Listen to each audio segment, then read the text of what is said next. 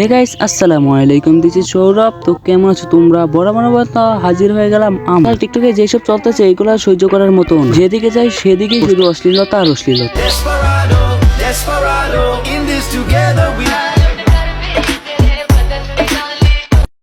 আচ্ছা ভাই, আপনারা বলেন তো আসলে এটা কোন দিক থেকে টিকটক ভিডিও মনে হয়? যেখানে টিকটক ভিডিও কাপানোর কথা সেখানে অন্য কিছু কাপাইতেছে, একটু আসতে। আর নয়তো কখন ছিঁড়ে বলে দিলে বলা মুশকিল। আজকাল টিকটকে এইসবই চলতেছে, নোংরামি আর কোনো ভাব। আমি এইটা বুঝি না যে এতে টিকটক করা লাগবো কেন।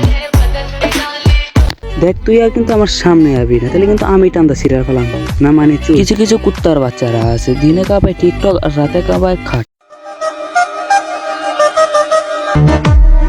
হ্যাঁ, বুঝলাম যে এটা টিকটক ভিডিও, কিন্তু এই বড় বড় এগুলো দেখানোর কি দরকার ভাই? আমি বুঝলাম না ভাই, আপনারা শুধু নেগেটিভ ট্রেন্ড নিতেছেন। আমি তো চুলের কথা কইছি, চুলগুলো এত বড় বড় ভাই, আমার মনে হয় টিকটকে আসার পর হয়েছে। হ্যাঁ, এরাই হইতেছে কি 12 বাতারি। এতে যখন টাকা শর্ট পড়ে তখন আসে টিকটকে। আপনারা তো অনেক কিছুই দেখছেন যে রিভিউ করতে, কিন্তু এরকম কি দেখছেন যে শরীর রিভিউ করতে? আর না দেখে থাকলে দেখে নিন।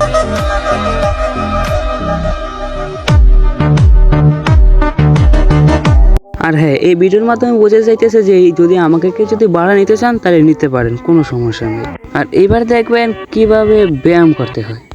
Before doing workout or back exercise আমি যেটা করি সেটা হচ্ছে স্ট্রেচিং করি। স্ট্রেচিং করলে যেটা হয় যে হ্যাঁ, এই ব্যায়ামটা করে দেখতে পারেন ওইগুলা কি বড় হয় কিনা।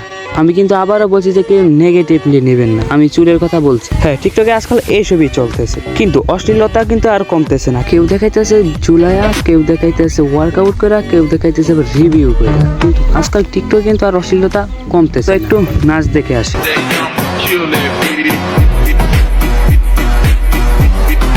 আচ্ছা ভাই, আমাকে একটু বলেন তো আসলে এটা কোন ধরনের নাচ? আঙ্গুল দেখায় দেখায়। হ্যাঁ, বুঝলাম যে এটা টিকটক ভিডিও, তো এত ঝুলান কি দরকার?